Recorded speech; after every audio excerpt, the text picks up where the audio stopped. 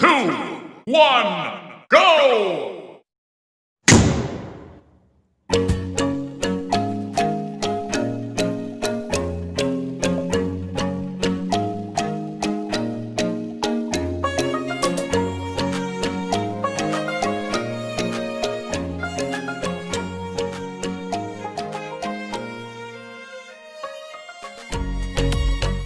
Assalamualaikum warahmatullahi wabarakatuh. Selamat pagi teman-teman. Selamat pagi Ibu dosen, Ibu Luciana Wulandari SPMPD. Terima kasih telah memberikan kesempatan pada kami kelompok 3 untuk mempresentasikan materi pada pagi hari ini. Pertama-tama puji syukur kehadirat Allah Subhanahu wa taala yang telah memberikan kita semua kesehatan jasmani dan rohani pada masa pandemi ini sehingga kita tetap bisa melakukan perkuliahan. Baik, materi kelompok kami adalah tentang prinsip-prinsip dan karakteristik penelitian kualitatif. Saya dan Erika akan menjelaskan poin-poin mengenai prinsip-prinsip kualitatif, dan kedua teman saya Ataki dan Ananda Linda akan menjelaskan mengenai karakteristik penelitian kualitatif. Baik, kita mulai materi kali ini. Mohon disimak dan didengarkan dengan baik. Prinsip secara harfiah diartikan sebagai hal yang fundamental, mendasar, yang dianggap sebagai kebenaran umum maupun kebenaran individual sebagai sebuah pedoman untuk berpikir atau bertindak bagi seseorang atau sekelompok tertentu. Sebuah metode penelitian juga dilaksanakan berdasarkan prinsip-prinsip tertentu yang mendasari penelitian tersebut. Sama halnya dengan penelitian kualitatif. Berikut prinsip-prinsip yang mendasari penelitian kualitatif. Prinsip pertama, naturalistic inquiry. Mempelajari situasi dunia nyata secara alamiah, tidak manipulatif, terbuka pada setiap apapun yang muncul. Maksudnya, desain penelitian kualitatif bersifat alamiah di mana peneliti tidak berusaha memanipulasi atau men-setting penelitian, kondisi atau situasi objek yang diteliti benar-benar merupakan kejadian interaksi yang terjadi secara alami. Hal ini dikarenakan metode kualitatif berusaha memahami fenomena-fenomena dalam kejadian alami yang wajar. Menurut Guba, inquiry naturalistik merupakan pendekatan yang berorientasi pada penemuan yang meminimalisir manipulasi si peneliti atas objek penelitian atau studi. Prinsip yang kedua, induktif analisis induktif. Mendalami sebuah rincian dan kekhasan data, tujuannya menemukan kategori, dimensi, dan saling hubungan. Metode kualitatif berorientasi pada upaya eksplorasi penemuan dengan menggunakan logika induktif. Analisis induktif bermakna analisis yang dimulai dengan melakukan observasi spesifik menuju terbentuknya pola umum. Peneliti kualitatif berusaha memahami berbagai hubungan antar dimensi atau variabel yang muncul dari data-data yang ditemukan tanpa terlebih dahulu membuat hipotesis sebagai umumnya yang dilakukan penelitian kualitatif. Prinsip yang ketiga, holistic perspektif atau perspektif menyeluruh. Fenomena yang dipelajari dan dipahami sebagai sistem yang kompleks. Maksudnya, metode kualitatif berusaha memahami fenomena sebagai suatu keseluruhan yang padu dan total.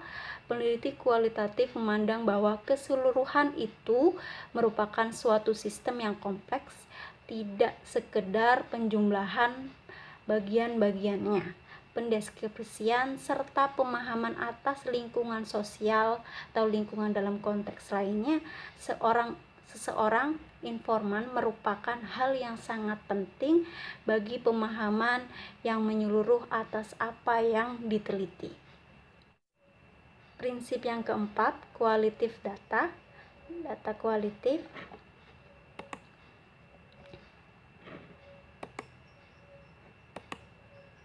Pendeskripsian secara terperinci, kajian dilakukan secara mendalam. Dalam penelitian kualitatif, data yang dikumpulkan lebih bersifat kualitatif yang mendeskripsikan setting penelitian, baik situasi maupun informan atau responden yang umumnya berbentuk narasi, baik melalui perantara lisan seperti ucapan, penjelasan responden, dokumen pribadi, catatan lapangan. Berbeda dengan penelitian kuantitatif, data yang dikumpulkan merupakan hasil pengukuran atas variabel-variabel yang telah dioperasionalkan, umumnya berbentuk angka. Prinsip yang kelima, personal contact and insight atau kontak personal. Metode kualitatif mensyaratkan perlunya kontak personal secara langsung antara peneliti dan orang-orang dan lingkungan yang sedang diteliti. Perlunya kontak langsung secara personal adalah guna memahami secara personal realitas yang terjadi dalam kehidupan wajar sehari-hari, sehingga peneliti dapat mengerti dan memahami bagaimana orang-orang mengalami, memahami, dan menghayati realitas yang terjadi. Itu 5 poin prinsip dari saya. Selanjutnya prinsip penelitian kualitatif akan dilanjutkan oleh teman saya. Baiklah, selanjutnya saya akan menjelaskan prinsip-prinsip dari penelitian metode kualitatif. Selanjutnya yaitu dynamic system atau sistem yang dinamis, di mana di sini mempertimbangkan proses perubahan dianggap sebagai hal yang bersifat konstan dan terus berlangsung baik secara individu maupun budaya secara keseluruhan. Yaitu setting penelitian atau pengaturan pada penelitian merupakan sesuatu yang dinamis dan selalu berubah baik secara individual maupun budaya secara keseluruhan. Perhatian utama peneliti kualitatif adalah menggambarkan peneliti kualitatif memahami proses dinamika yang terjadi. Karena fenomena-fenomena yang terjadi saling berkaitan dan saling mempengaruhi secara dinamis dalam suatu sistem yang menyeluruh. Dan selanjutnya itu unique case orientation. Setiap perbedaan yang dijadikan objek penelitian itu memiliki sifat dan ciri khas. Maksudnya, jadi kedalaman metode kualitatif ini secara tipikal bermula dari kasus-kasus yang kecil, menarik, kasus-kasus kecil dan menarik itu dengan tujuan penelitian. Pentingnya studi kasus ini terutama bila seseorang memerlukan pemahaman atas orang-orang yang istimewa, masalah-masalah khas, atau situasi yang unik secara lebih mendalam. Jadi dalam metode ini kita tuh berorientasi pada kasus yang khas, jadi memiliki ciri-ciri yang benar khas dari apa yang mau kita teliti itu dalam metode penelitian kualitatif tersebut. Selanjutnya, konteks sensitivity atau sensitivitas pada konteks, menempatkan temuan-temuan penelitian dalam konteks sosial, historis, dan waktu. temuan-temuan dalam penelitian kualitatif selalu ditempatkan dengan konteksnya, baik konteks sosial, konteks historis, maupun konteks waktu. Ini berarti bahwa suatu temuan akan banyak bermakna atau akan memberikan makna yang lebih mendalam bila dilihat dalam konteksnya sendiri-sendiri. Oleh karena itu, peneliti itu harus peka dalam memahami konteks suatu penelitian tersebut. Karena konteks ini adalah kondisi di mana suatu keadaan terjadi. Jadi kan tadi udah disebutin kan ada konteks dari sosial, berarti dari sosialisasi hidupnya. Terus lalu ada konteks historis atau perjalanan atau riwayat dari penelitian yang mau kita ambil itu kan. Terus ada yang terakhir itu konteks waktu. Berarti di situ terjadi apa pada waktu itu, kemungkinan seperti itu ya. Selanjutnya ada empati neutrality, yaitu empati yang netral ya.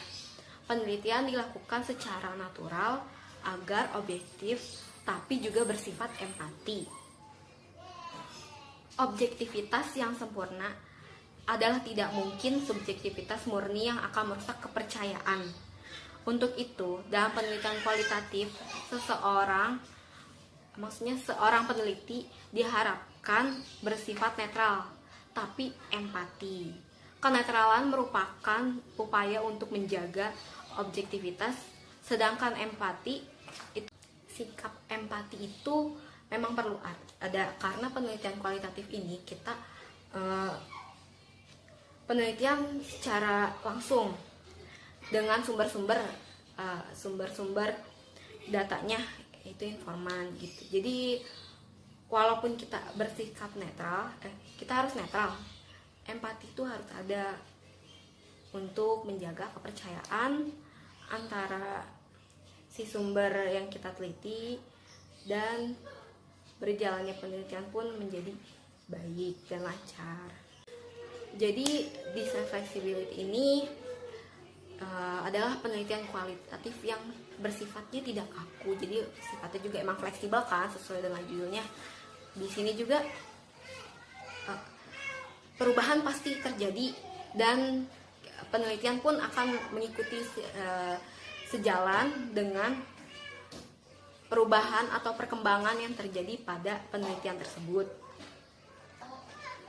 Jadi intinya sih dari design flexibility ini kita bersifat mengikuti sesuai dengan perkembangan yang terjadi. Selanjutnya karakteristik penelitian kualitatif akan dilanjutkan oleh Linda. Baik, saya akan menjelaskan tentang karakteristik penelitian kualitatif. Yang dikemukakan oleh Moleong ada 11 karakteristik penelitian kualitatif. Nah, saya akan menjelaskan 5 saja, selanjutnya akan dijelaskan oleh teman saya.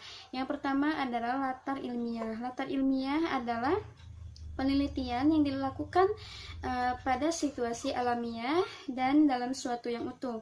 Dalam situasi alamiah adalah jadi yang kita teliti itu alami, gitu, tidak ada yang ditambah-tambahkan.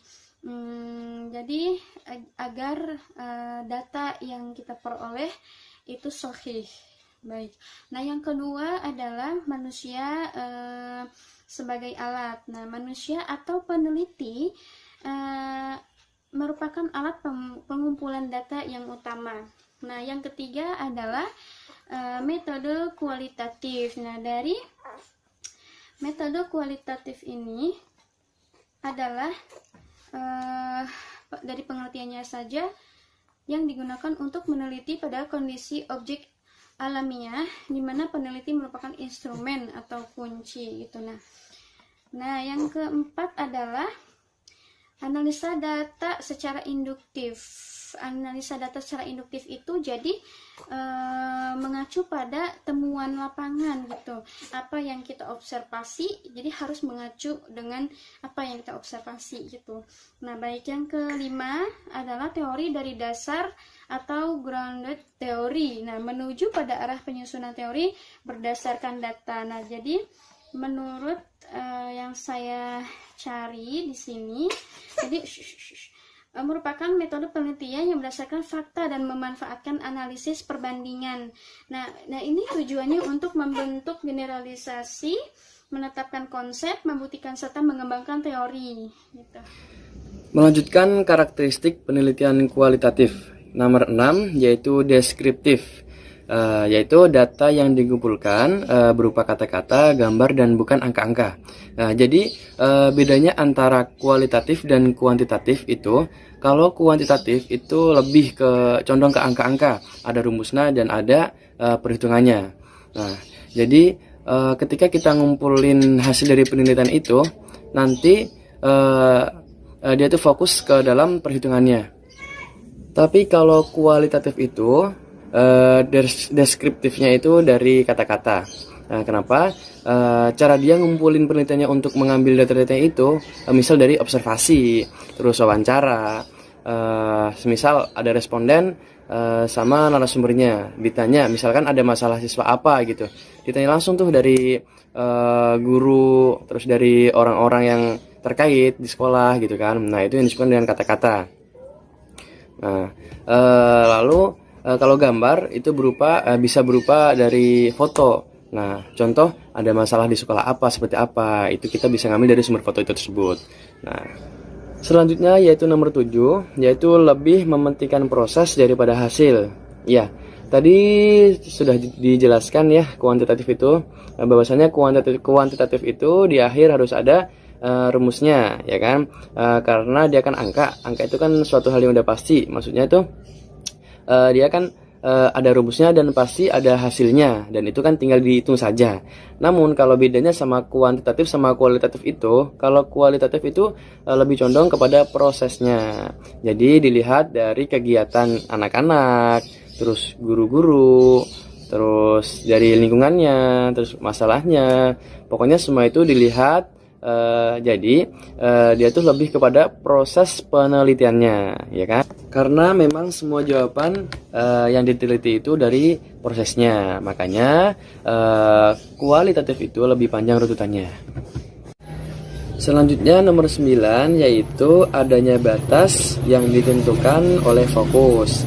Nah, penelitian kualitatif menghendaki ditetapkan adanya batas dalam penelitian atas dasar fokus yang timbul sebagai masalah dalam penelitian.